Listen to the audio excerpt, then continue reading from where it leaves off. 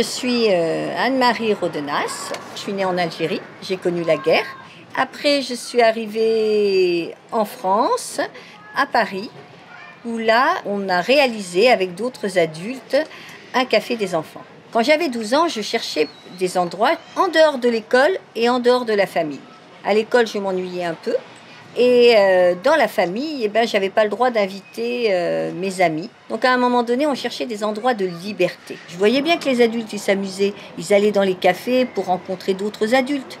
Et moi, j'avais envie de ça, mais pour les enfants. Quand je dis enfants, ce sont des enfants, disons, de 0 à 18 ans, comme dans la Convention internationale des droits de l'enfant. Ça peut être un ado, etc. C'est juste avant d'être adulte, avant d'être majeur. On a des subventions pour aider justement à l'accueil de tous. Et puis sinon, on a aussi ce qu'on appelle un autofinancement. C'est-à-dire on vend comme dans les autres cafés, il y a des consommations. Et comme c'est une association, on a aussi des adhésions.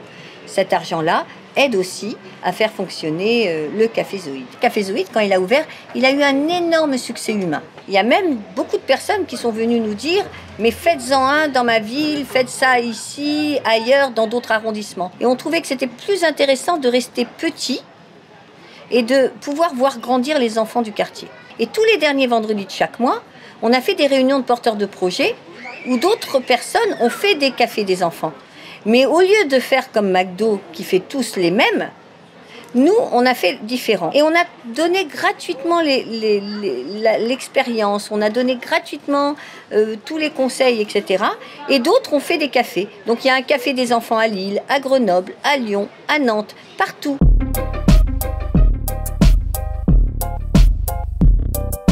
Alors, un message à faire passer. Un message, c'est déjà que la société fasse confiance aux jeunes et que les jeunes se fassent confiance aussi.